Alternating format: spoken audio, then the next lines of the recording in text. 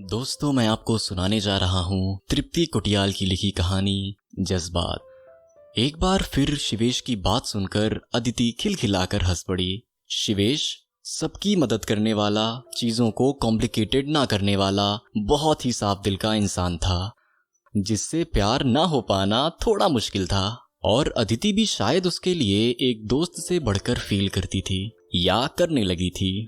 इस बात से वो खुद अनजान थी। सच तो ये है कि इस बारे में उसने कभी सोचा ही नहीं था। उसके लिए तो बस शिवेश का साथी काफी था, जो कि उसके पास था। अदिति और शिवेश की मुलाकात आर्ट्स एंड कॉमर्स कॉलेज के एक इवेंट ऑर्गेनाइज करने के दौरान हुई। जब पहली बार शिवेश ने अदिति को आर्ट सेक्शन में अकेले ही सारा सामान उठाने की नाकामयाब कोशिश करते देखकर बोला था, काफी ताकतवर लगती हैं आप, इतना सारा सामान अकेले ही उठा रही हैं, माइंड ना करें तो मैं कुछ हेल्प कर दूं। और इतना कहकर बाकी का नीचे गिरा सामान शिवेश ने अपने हाथ में उठा लिया। बदले में अदिति थैंक्स बोलकर शिवेश की बात पर हल्का सा मुस्कुरा दी। वो पहली बार था जब अदिति ने शिवेश को देखा था, जब उसकी बात पे वो मुस्कुराई थी।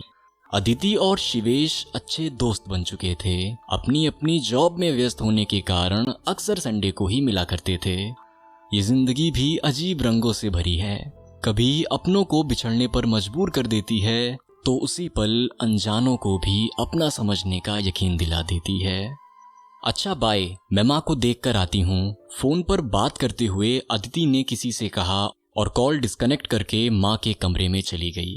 कुछ दिनों से अदिति की माँ की हालत कुछ ठीक नहीं थी। ठीक से कुछ खाती भी नहीं थी। दवाइयों से आराम तो था, पर पूरी तरह नहीं। जब अदिति काम पर जाती तो पूरा दिन माँ का ख्याल रखने और घर की साफ सफाई करने को बिंदिया, उनकी काम वाली, वहां होती थी। माँ, कुछ लाऊं तुम्हारे लिए, कुछ चाहिए? अदिति ने पूछा। माँ ने ना में सिर हिला दिया और बोली, बस पानी। अदिति ने टेबल पर रखे जग से पानी निकालकर माँ को दिया और माँ का हाथ पकड़कर बैठ गई। और कभी अपनी ऑफिस की बातें माँ को बताने लगी, तो कभी अपने बचपन की बातें। माँ भी उसकी बातों को याद करके खूब हंसती। आखिर यादें ही तो हैं जो हमारा साथ कभी नहीं छोड़ती। थोड़ी ही देर में माँ सो गई। अदिति ने माँ का माथा प्यार से सहलाया और लाइट बंद करके अपने रूम में चली गई। अदिति ऑफिस में थी जब बिंदिया का फोन आया। दीदी, आप जल्दी आ जाओ, माँ जी की तबीयत ठीक नहीं है। अदिति ने फोन रखा और हड़बड़ाकर घर पहुंची और माँ को लेकर हॉस्पिटल के लिए रवाना हुई। वहां पहुंचने पर डॉक्टर्स ने माँ को हॉस्पिटलाइज करने को कहा। शाम हुई तो शिवेश का फोन आया। कहाँ हो तुम? आंटी से मिलने घर गया था पर वहां कोई नहीं था। माँ को हॉस्पिटलाइज किया है, अदिति ने गंभीर आवाज में कहा। क्या? और तुमने मुझे बताया तक नहीं? मैं अभी आ रहा हूं। शिवेश की आवाज में फिक्र थी। थोड़ी देर बाद शिवेश अदिति के सामने था। शिवेश को देखकर अदिति अपने आंसू रोक नहीं पाई और शिवेश के कंधे पर सर रखकर रोने लगी। कुछ देर शिवेश चुप रहा, फिर अदिति के आंसू पोंछते हुए बोला, घबराओ मत अदिति, मैं तुम्हारे साथ हूं। लेकिन कुछ देर बाद अपनी नाराजगी जाहिर करते हुए कहा, जानता हूं बहुत बहादुर हो तुम, पर कम से कम मुझे इन्फॉर्म तो कर देती। अदिति इस पर खामोश रही। आज तक शिवेश ने अदिति को सिर्फ उसकी बातों पर हंसते हुए ही देखा था। ये पहली बार था जब अदिति के आंसू उसने देखे थे, जो उसको भी उतनी ही तकलीफ दे रहे थे जितना अदिति को। वो तो बस यही चाहता था कि अदिति हमेशा खुश रहे और हंसती रहे, पर आज हालात उसके हाथों में नहीं थे। ये मेडिसिन आप ले आइए, डॉक्टर ने कहा।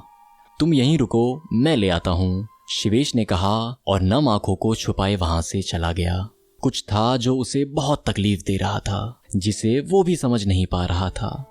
रात भर शिवेश अदिति के साथ हॉस्पिटल में ही रुका। अदिति भीगी पलकों को मूंदकर शिवेश के कंधे से सिर टिकाकर बैठी थी। शिवेश सारी रात अदिति के बारे में ही सोचता रहा, जिसने बचपन में ही अपने पापा को खो दिया था। वो अब अपनी माँ को इस हालत में कैसे देख सकती थी।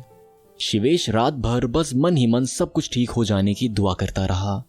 अदिति, जिसे वो अब तक सिर्फ दोस्त मानता था, उसे आज इस हालत में देखकर ना जाने क्यों वो खुद को बहुत कमजोर महसूस कर रहा था। सुबह अदिति की आंखें खुली तो उसने सामने शिवेश को हाथ में थर्मस और टिफिन लिए बैठे देखा। कल से कुछ खाया नहीं है तुमने, प्लीज कुछ खा लो, देखो तुम्हारे लिए कितनी मेहनत की है मैंने, शिवेश ने जोर देते हुए कहा। माँ कैसी है? अदिति ने पूछा। शिवेश ने टिफिन अदिति की तरफ करते हुए कहा, माँ अब पहले से बेहतर है, उनके लिए भी मैं सूप बनाकर लाया हूँ। अदिति खाते हुए बोली, काफी अच्छा खाना बना लेते हो तुम, एकदम शेफ वाला टेस्ट है खाने में। शिवेश ये सुनकर हंस पड़ा और कुछ पल अदिति को बस यूं ही देखता रहा। फिर अदिति के पास जाकर उसकी आंखों में देखकर धीरे से बोला, आदत डाल लो इस टेस्ट की अब तुम, शादी के बाद ये शेफ और ये टेस्ट दोनों तुम्हारे हैं। ये शायद बीते 2 दिनों में अदिति के सुने सबसे अच्छे शब्द थे। वो चुपचाप शिवेश की तरफ बस देखती ही रही, जैसे कि ये कोई सपना था। शिवेश ने उसकी तरफ देखा और उसे गले से लगा लिया। आज की कहानी यहीं तक थी। तो दोस्तों कमेंट बॉक्स में ज़रूर बताएं कि आपको ये कहानी कैसी लगी। अगर कहानी पसंद आई हो तो वीडियो को लाइक करें और ऐसी ही और कहानियों के लिए हमारे चैनल को सब्सक्राइब करें।